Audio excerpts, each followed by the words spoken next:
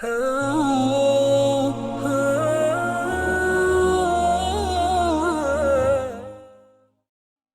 question from the lady side. Good evening, everybody. My name is Amuta. I am working in Indian Embassy. So I have a lot of questions, but for time being, I am saying little bit questions. So in Islam, why there is no caste system?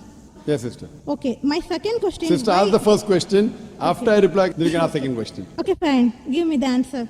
Sister asked the question, why in Islam there's no caste system? Because in Islam we believe that all the human beings are equal, unlike in Hinduism. Okay.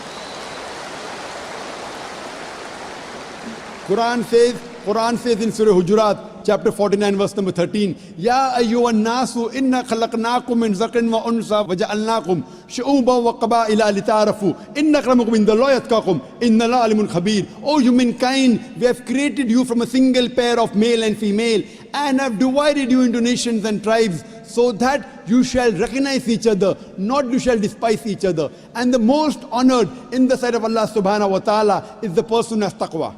The criteria for judgment in the sight of Almighty God for a human being to be superior to the other human being, it's not sex, it's not caste, it's not color, it's not wealth, it's not age, but it is taqwa, it is God consciousness, it is piety, it is righteousness.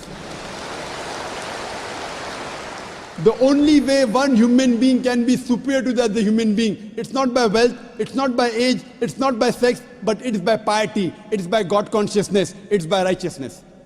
Unlike Hinduism, when we read the Vedas, it's mentioned that Almighty God, He created the Brahmin class, the learned class from the head. That's the first caste. Then He created the warrior class, the Kshatriyas, from the chest. Then from his stomach and thighs, He created the business communities, the Vaishyas. And from the feet, He created the Shudras, that's the untouchables, that's the lower caste. So this is what is mentioned in the Vedas. In Islam, we believe that all the human beings are equal. We don't believe that one human being is superior to the other human being because of birth, because of profession, because of wealth, because of color, because of caste. So Islam is a universal religion. Unlike in the Vedas, what they say that you have to stick to your profession. Because it was mainly controlled by the Brahmins, which is again small percentage, minute percentage. And they say that if you're born as a Shudra, you remain a Shudra, you serve the Brahmin, next life maybe you may become a better person. No, this is all ideology. So that, they want to keep the low person will remain low, and the rich and the top people remain top. In Islam, we believe in equality. And Islam is a religion for all the human beings. That is the reason Islam is against caste system. Hope that answers the question, sister. Okay, sir, I have one more doubt. So why you are saying the Muslim is Sayyid Muslim or Sunni Muslim or Shia? So what is that? Sister said that why am I saying Sayyid Muslim and Shia Muslim Sunni? I never said Sayyid Muslim, Shia. Muslim is the one who submits his will to Almighty God. In Islam, there is no sect. Allah says in the Quran in Surah Al-Imran chapter 3 verse number 103, وَاتَصِمُوا بِحَبْلِ اللَّهِ جَمِيعًا وَلَا تَفَرَّقُوا. Hold to the rope of Allah strongly and be not divided. There is no Sayyid Muslim and Sunni or this. Yes, the family. Fine, you may belong to a family. You may belong to a Sheikh family. You may belong to Sayyid family. To know your roots, that does not mean a person is superior. A Khan is superior to a Sheikh or a Sayyid. No. It is belonging to your roots. Like how you may come from some family so that you have come from particular land or particular area. If you have come from Konkan region. So this is family background. It doesn't mean one person is superior to the other. The only way one human being can be superior to the other human being is by piety, is by righteousness, is by God consciousness. Hope that answers the question, sister. Okay, second question. Why in Islam in marriages no horoscope is seen? Sister asked the question that why in Islam during marriages no horoscope is seen. Because, sister, we don't believe in horoscope.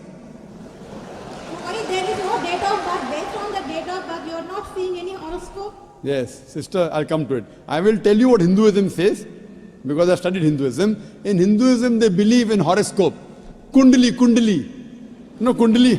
Yeah, I know. I It's know. called Kundli. Yes, you know, sister. When Kundli, you tell your date of birth, then they say that this sun was there, and this Shagun, and this Grahan came. This is a science. But this science is not established science. It's a hypothesis. It says that if you are born on this date, then this Grahan comes, and this planet goes there, and this.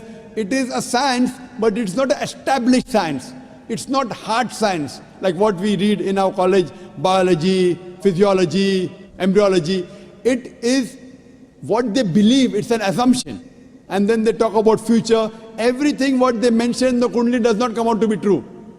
We in Islam are against fortune telling. Quran says in Surah Ma'idah, chapter number 5, verse number 90, Ya alladhina amanu, innamal khamru wal maisuru. Oh, you believe, most certainly intoxicant and gambling, wal anzabu wal aslamu, dedication of stones, divination of arrows, rijsum min amali shaitan. These are Satan's handiwork. Fashtanibu lalakum tuflihun.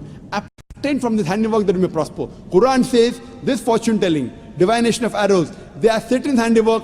Abstain from it that you may prosper. So in Islam, we do not believe in this. Many a time, you go in a machine, you put your date of birth, then it comes out there. Something good is going to happen to you in the next 1 week. Even if 100 bad things happen, one good thing will surely happen. The next person goes, it comes horoscope, something bad is going to happen in the next 1 month.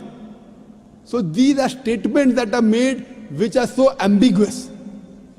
And all this, parrot goes and picks up a chit, and you come to know your kundali or what your future. So in Islam, we don't believe a parrot can pick up and tell you what is your future, or by reading the palm, or looking at the stars. Islam is against this. And many a time, you get fooled into believing that it is true. And there was a research done that once a psychologist, he was teaching a class of 100 students. And after 1 week, he said, now I have understood your background, everything. I will write about each individual person, about his past and everything. But don't open the chit until I tell you. So he wrote to all 100 students details about the past. Then he said, okay, now open the chits and give me gradation. How much am I accurate? Believe me, more than 95% of the students said the professor was more than 90% correct. The secret was the professor wrote the same thing for everyone. These are such ambiguous statements. What we have to realize is that Islam is against fortune telling, against knowing about the future. That's the reason there's no kundli required. If the kundli was there, yet you find that so many marriages are being broken in Hinduism. Why? What we believe that we have to choose our life partner. And our beloved Prophet Muhammad Sallallahu Alaihi Wasallam said, it's mentioned in Sahih Hadith, that whenever you choose your life partner, you look for 4 things. Beauty, wealth, nobility, and virtue. The best is virtue. The best to choose from a life partner is a virtuous life partner, not kundali. Whether born in October, September doesn't make a difference. The virtue should match.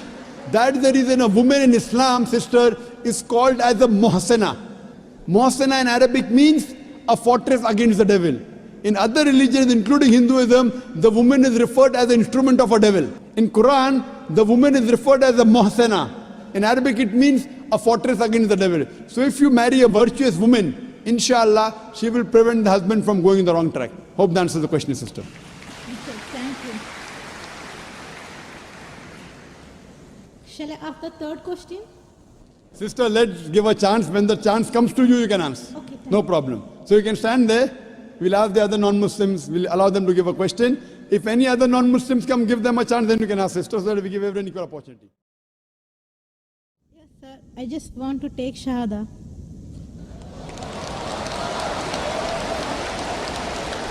MashaAllah. The sister who asked the question earlier, and I believe you're a Hindu sister? Yeah, I'm Hindu. Yes, the sister who asked the earlier question, MashaAllah, Allah gave her hidayat and she wants to accept Islam. I want to ask you, sister, do you believe there is one God? Yeah, I believe in Do you one God. believe that Almighty God has got no images? Yes, sir, I believe. Yes, and you believe that there's no one to worship besides Allah? Means? Do you believe that there's no God but Allah? Yeah, I believe Allah is the Do you believe Prophet Muhammad is the last and final messenger of this God? Yes, I believe. Inshallah, I'll say in Arabic and you repeat it, sister. Ashhadu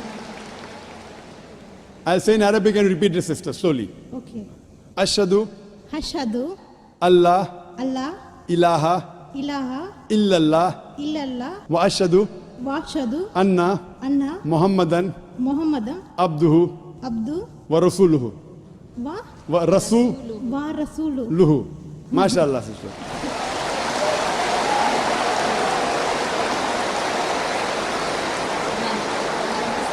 Sister, I'll just say the translation.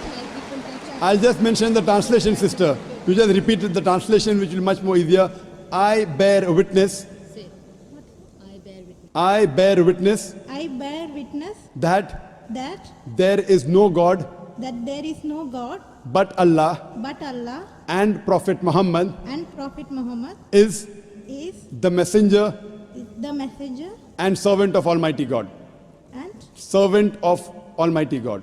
servant of Almighty God. MashaAllah, sister. You are a Muslim. May Allah subhanahu reward you. And may Allah grant you Jannah. And sister, as I mentioned earlier, if you have any question, any queries, please don't feel shy. You can contact the local organizations here. If you have any questions, you can even send an email to our organization, islam@irf.net. We have a ladies wing which takes care of any questions, any queries, any problems you have. And sister, see to it that as you keep on learning whatever about Islam, slowly and steadily. Main thing is Iman, believing. The practice keeps on coming slowly and steadily. Whatever you learn, you can ask questions, you can keep on following, and slowly, inshallah, you can keep on following all the trends of Islam. Thank you very much, sister. Sir, is there any organization which can teach me how to pray, how to do all the things? I'm sure there is an organization, Darul Bir. The organization I know in Dubai, Darul Bir. I'm sure there are lady organizations, and I think there's Sister Yasmin, who is the wife of my friend Brother Najmuddin. Surely Sister Yasmin will be somewhere in the ladies wing. They have a ladies organization. You can contact the volunteer, and inshallah they'll help you out in teaching you how to pray, how to offer salah, and the other aspects of Islam. Thank you, sister.